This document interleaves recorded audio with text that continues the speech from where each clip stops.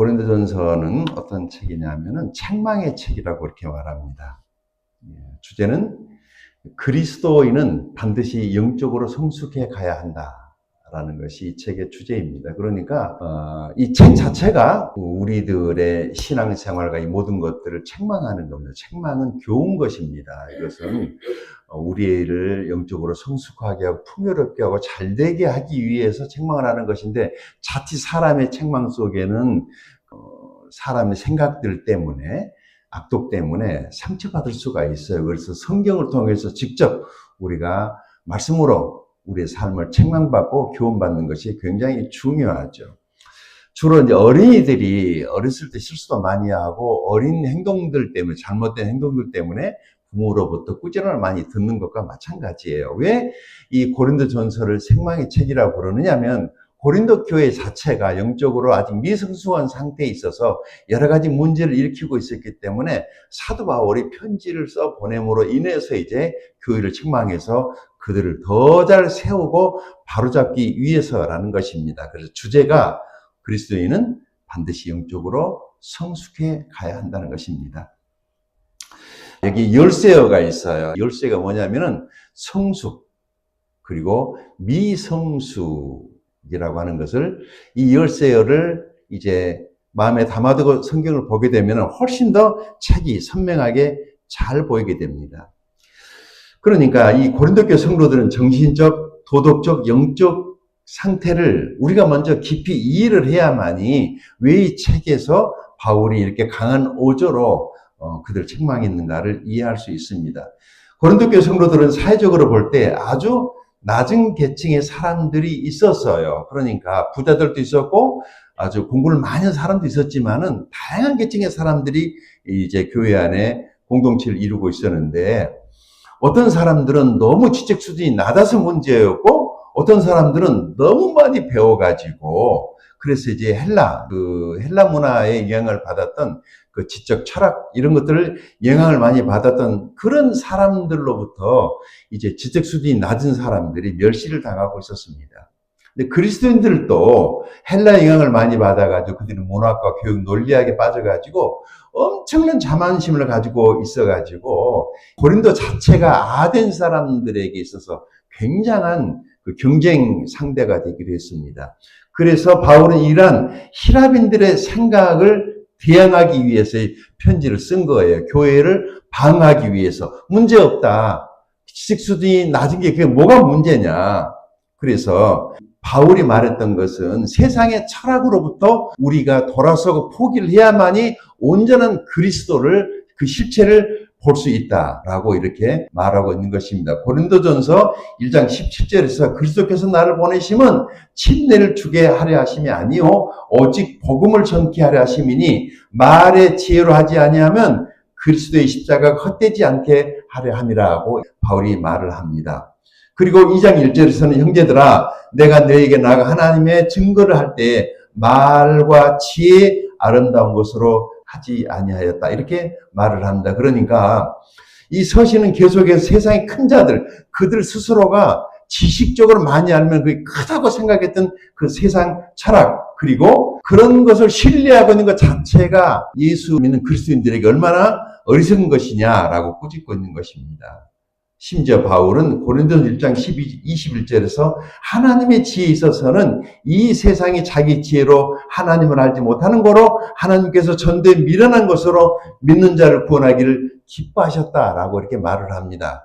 그러니까 굉장해 보이고 근사해 보이는 것, 그게 우리 전도의 도구가 아니라 미련해 보이지만, 어리석어 보이지만은 그 미련함 속에, 어리석음 속에 사람들이 열정을 가지고 전도하는 그 전도로 사람들을 전도하는 것을 하나님이 기뻐하신다라고 이렇게 말을 합니다.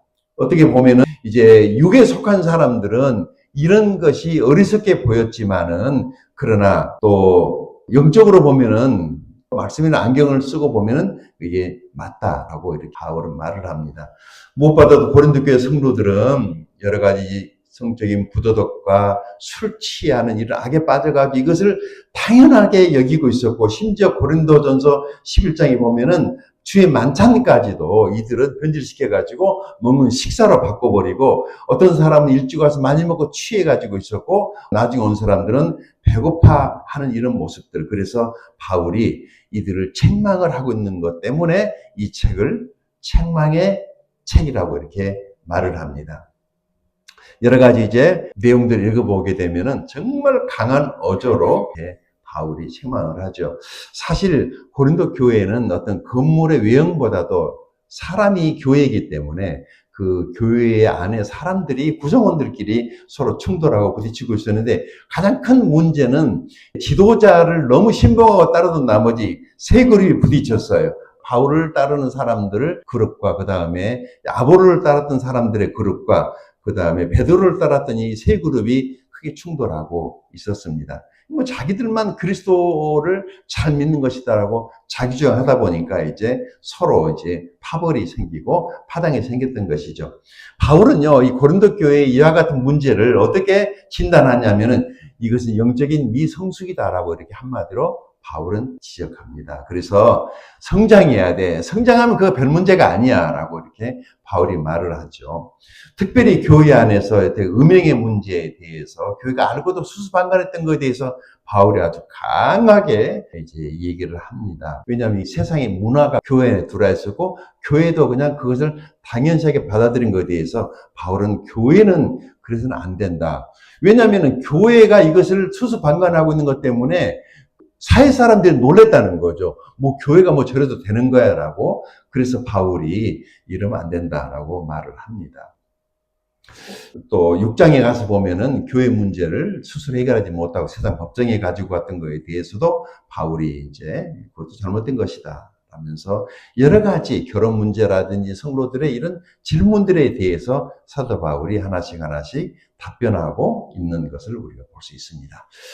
이제 다음으로 넘어가면 오늘 고린도전서 13장의 배경이 되는 것은, 이 고린도 교회는요, 은사가 아주 풍성한 교회였어요. 그러나 안타깝게도 은사는 많았지만 사랑이 부족했다는 것입니다. 그래서 바울이 말하고 강조하는 게 뭐냐면, 은사보다 더 중요한 것은 사랑이다고 이렇게 가르칩니다. 뭐 방언의 은사, 예언의 은사, 지식의 은사, 능력, 행함의 은사들이 많이 있었지만은, 근데 오히려 사랑이 부족하니까 교회 안에 뭐가 생겼어요? 분열이 생기고 시기와 경쟁이 생기고 은사를 막 서로 자랑하고 이런 것 때문에 교회 안에 여러 가지 문제점이 발생했어요. 그래서 바울이 은사의 중요성에 대해서 말을 합니다. 은사는 필요한 거예요. 그런데 은사가 자기 개인을 나타내고 자랑하기 위해 준 게 아니라 교회 공동체를 세우기 위해서 주신 하나님 은혜의 선물이다라고 말하면서 진짜 중요한 것은 사랑이야 라고 이렇게 말합니다. 그래서 우리가 잘 아는 것처럼 고린도전서 13장은 사랑의 장이라고 그렇게 부르지 않습니까? 고린도전서 13장에 사랑이라고 하는 것 안에 복음의 핵심이 들어 있습니다. 자, 바울은 사랑이 없으면 아무리 뛰어난 은사도 소용이 없다고 이렇게 말을 합니다. 같이 한번 읽어볼까요? 고린도전서 13장 1절 3절입니다. 시작. 내가 사람의 방언과 천사의 말을 할지라도 사랑이 없으면 소리나는 구리와 울리는 꽹과리가 되고, 내가 예언하는 능력이 있어 모든 비밀과 모든 지식을 알고 또 산을 옮길 만한 모든 믿음이 있을지라도 사랑이 없으면 내가 아무것도 아니요, 내가 내게 있는 모든 것으로 구제하고 또 내 몸을 불사르게 내어줄지라도 사랑이 없으면 내게 아무 유익이 없느니라. 아멘. 사랑이 없으면, 사실 매우 강한 표현을 쓰거든요. 내가 사람의 말과 천사의 말을 해도 사랑이 없으면 시끄러운 징과 울리는 꽹과리에 불과하다는 것입니다. 그러니까 말 잘하는 게 무슨 소용이냐는 거예요. 저는 이 말씀 묵상을 하면서 이런 생각을 했어요. 교회를 하나의 가정으로 보면 교회가 훨씬 더 잘 보인다라는 생각을 합니다. 가정 안에서 가족들끼리는 사랑이라고 하는 것이 가족을 가족되게 결속을 하게 해주는 것이지, 가족들끼리 자기가 배운 학식이나 말 잘하는 거 가지고 서로 따지고 그걸 가지고 자기를 드러내고 자랑하지 않잖아요. 그런 것입니다. 그러니까 아무리 말을 잘해도, 지식하고 똑똑하고 웅변을 잘해도 사랑이 없으면 땡이다는 겁니다.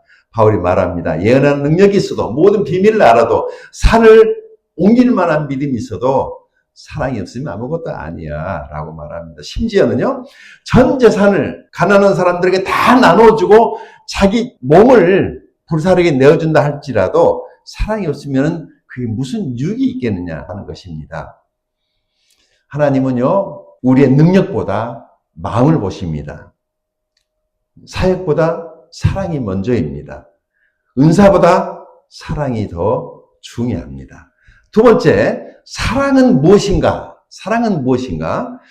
같이 읽어볼까요? 4절에서 7절까지입니다.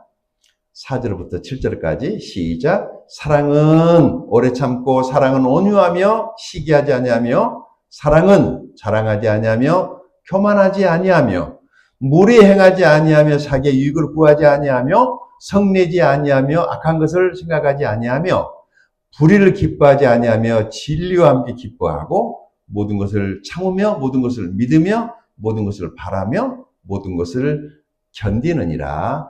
아멘. 자, 사랑이 무엇인가? 바울은 사랑을 정의하기보다는요, 사랑의 그 모습을 이렇게 설명을 합니다. 하나씩 볼까요? 사랑은 뭐라는 거예요? 사랑은 오래 참는 것이다. 이것은 다른 말로 하면은 쉽게 포기하지 않는다는 것입니다. 아까 가족 얘기를 했죠. 가정 안에서 가족들끼리는요, 아무리 싫고 밉고 나쁜 짓을 해도 부모가 자식에 포기하지 않는 것처럼 형제간에 핏줄 어떻게 포기합니까? 그러니까 교회를 가족으로 보는 것이, 가정으로 보는 것이 하나님의 가족으로 보는 것이 맞습니다. 근데 자꾸 이것을 부정하고 남 대하듯이 하니까, 학교처럼 대하니까, 군대처럼 대하니까, 세상에 하는 조직처럼 대하니까 교회가 딱딱하고 본질을 잃어버린다고 생각합니다. 사랑은 오래 참는 것입니다. 사랑은 쉽게 포기하지 않습니다. 또 뭐예요? 사랑은 친절합니다. 상대를 배려하고 세워준다는 것이죠. 또 뭐예요? 사랑은 시기하지 않습니다. 사랑은요, 다른 사람의 성공을 기뻐합니다. 사랑은 자랑하지 않습니다. 자신을 드러내지 않습니다. 사랑은 교만하지 않습니다. 늘 겸손합니다. 또한 사랑은 무리하게 행동하지 않습니다. 사랑은 상대를 존중합니다. 사랑은 자기 유익을 구하지 않습니다. 희생할 줄 압니다. 사랑은 쉽게 화내지 않습니다. 상대를 품어줍니다. 사랑은 악한 것을 기억하지 않습니다. 사랑은 용서합니다. 사랑은 진리와 함께 기뻐합니다. 죄를 묵인하지 않지만 진리 안에서는 사랑합니다. 그래서 이렇게 정의할 수 있어요. 사랑은 모든 것을 참으며, 모든 것을 믿으며, 모든 것을 바라며, 모든 것을 견딘다고 바울은 말을 합니다. 자, 여기서 이 사랑을 복음과 연결시켜서 영적인 교훈을 한 3가지 정도 요약할 수 있습니다. 첫 번째, 우리 예수님이 사랑의 완전한 모델이시라는 거예요. 고린도전 13장에 나오는 사랑이라는 단어 대신에 그곳에 예수님을 넣어보면은 아주 선명해집니다. 자, 같이 한번 읽어볼까요? 예수님은 오래 참으셨습니다. 예수님은 친절하셨습니다. 예수님은 자랑하지 않으셨습니다. 예수님은 자기 유익을 구하지 않으셨습니다. 예수님은 끝까지 견디셨습니다. 자, 두 번째, 복음은 우리로 하여금 사랑할 수 없는 사람에서 사랑하는 사람으로 변화시켜 줍니다. 이것이 복음의 능력이에요. 예수님의 복음이 없을 때는 인간적인 사랑으로 의지적인 사랑을 가지고 사랑을 하려고 하지만 잘 안 되거든요. 그런데 예수 그리스도의 복음이 우리 안에 들어오게 되면은, 복음을 만나게 되면은 이제 다시 사랑할 수 없는 사람도 사랑할 수 있는 사람으로 변화시킨다라고 하는 것이죠. 우리는 원래 자기중심적이고 사랑받고 싶어하고 인정받고 싶어하고 자기 유익을 먼저 생각합니다. 그러나 성령님께서는 우리 안에서 이제 비로소 우리 안에서 사랑의 열매를 맺게 하신다는 것입니다. 복음은 우리를 변화시킵니다. 미워하던 사람을 용서하게 하고 원망하던 사람을 이제 다시 품게 하고 자기중심적인 사람이 이제 섬기는 사람으로 바뀌게 된다는 것이죠. 세 번째는 사랑은 모든 은사와 사역의 목적이 된다는 것입니다. 바울은 은사를 무시하지 않았어요. 그러나 이 은사의 목적이 뭐냐는 거죠. 하나님께서 우리들에게 주신 은사의 목적이 뭐냐면은 더 잘 섬기기 위해서, 더 잘 사랑하기 위해서 우리에게 주신 것인데, 은사 자체가 목적이 되면은 안 된다는 것입니다. 은사는 하나의 수단이에요. 목적은 뭐예요? 사랑입니다. 그 사랑을 위해서 은사라는 수단을 활용하라는 것이죠. 그래서 은사는 사랑하기 위한 하나의 도구입니다. 가르치는 은사는 사람을 세우기 위해서 있고, 섬기는 은사는 사람을 사랑하기에 있고, 설교 은사는 죽어있는 영혼을 살리기 위해서 있는 것이지 설교 그 자체가 은사일 수는 없다는 것입니다. 그래서 사랑이 빠져버리면 은사는 자기 자랑이 되고, 사랑이 빠져버리면 사역은 자기를 드러내기 위한 하나의 경쟁의 도구가 된다는 것입니다. 그러나 바울은 말합니다. 사랑이 있으면 이 은사는 생명을 살리는 도구가 된다라고 말을 합니다. 자, 적용점은 뭘까요? 그러면 이것입니다. 나는 사랑보다 능력을 더 중요하게 여기고 있지는 않은가라고 하는 것입니다. 종종 우리는 그럴 수 있습니다. 사랑을 놓쳐버리고 자기가 뭐 대단한 능력을 가진 사람처럼 그렇게 들여다보고 싶은 그런 유혹이 누구나에게 있습니다. 그런데 이것을 떨쳐버려야 됩니다. 능력보다도 중요한 것은 사랑이라는 거예요. 사랑이 진짜 능력입니다. 내가 얼마나 많이 알고 있는가, 내가 얼마나 잘하고 있는가, 내가 얼마나 인정받고 있는가, 이것은 사실 하나님께 그렇게 중요하지 않다는 것입니다. 하나님은 나에게 사랑이 있는가를 본다는 것입니다. 이것이 굉장히 중요합니다. 말을 할 때도 사랑으로 말을 하고 있는가? 섬길 때도 정말 사랑으로 섬기고 있는가? 사람을 대할 때에도 주님의 심장으로, 주님의 사랑으로 사람을 대하고 있는가를 우리 스스로가 한번 돌아봐야 된다는 것입니다. 두 번째, 삶의 적용점. 사랑은요, 가까운 사람에게 먼저 실천하라는 것입니다. 사랑은 멀리 있는 사람보다 가까운 사람에게 하는 것이 더 어렵습니다. 가정에서부터 모든 것이 다 시작이라고 말을 하지만은 제일 안 되는 것이, 남한테는 그렇게 잘하고 남한테는 그렇게 충성스럽고 남한테는 그렇게 무조건적이면서도 자기 가족들에게 대해서는 정말 소중한 가족에 대해서 소홀히 하는 경우가 있습니다. 이것은 내가 세상을 살아보니까 자칫 우리 그리스도인들이 그럴 수 있다라고 하는 이런 생각을 하게 됩니다. 진짜 중요한 것은 가족이거든요. 가정에서 출발하고 가족을 귀하게 여기고 그런 사랑이 밖으로 흘러나가야 되는데, 이게 집에서는 이게 잘 안 되고 밖에서 하는 거 외식적인 것이 되죠. 가족이나 배우자, 교회 성도들에게, 동역자에게 우리는 이런 사랑을 먼저 실천을 하게 될 때 세상 사람들이 우리를 보면서 그리스도의 사랑을 발견하게 될 줄로 믿습니다. 오늘 하나님께서 내게 맡기신 사람들을 사랑하기로 결단하는 저와 여러분이 될 수 있기 바랍니다. 세 번째, 예수님의 사랑을 우리는 매일 묵상해야 됩니다. 사랑은 결심만으로 되지 않습니다. 예수님의 큰 사랑, 구원의 은혜를 경험했을 때만 이 사랑이 시작되는 것이죠. 십자가를 바라봐야 됩니다. 나 같은 죄인을 위해서 죽으신 예수님의 십자가 사랑을 깊이 묵상하게 된다면 이제 우리도 다른 사람을 비로소 마음의 중심으로부터 깊이 사랑할 수 있게 될 것입니다. 십자가 사랑이 우리 안에 흘러넘칠 때 우리도 이제 다른 사람들을 사랑할 수 있게 될 것입니다. 자, 오늘 설교의 결론입니다. 고린도전서 13장 1절에서 17절까지의 말씀은 우리 신앙생활에 굉장히 중요한 진리를 가르쳐 줍니다. 사랑이 없으면 은사도, 지식도, 믿음도, 헌신도 아무런 의미가 없다는 것입니다. 예수님은 십자가에서 이 하나님의 완전한 사랑을 우리에게 보여주셨습니다. 당신의 목숨을 내어주시면서, 당신의 몸이 찢겨지시면서, 피를 흘리면서 하나님이 우리를 사랑한다는 것이 무엇인가를 몸으로 우리들에게 보여주셨습니다. 그래서 예수님께서 이렇게 말씀하십니다. 너희도 내가 사랑한 것 같이 서로 사랑하라고 이렇게 말씀하십니다. 사랑은 선택이 아니라 자연스러운 복음의 열매라는 것이죠. 그래서 이 한 주간도 예수님의 사랑 안에 거하며 오래 참고 친절하고 겸손하며 끝까지 사랑을 실천하는 저와 여러분이 될 수 있기를 주님의 이름으로 축복합니다.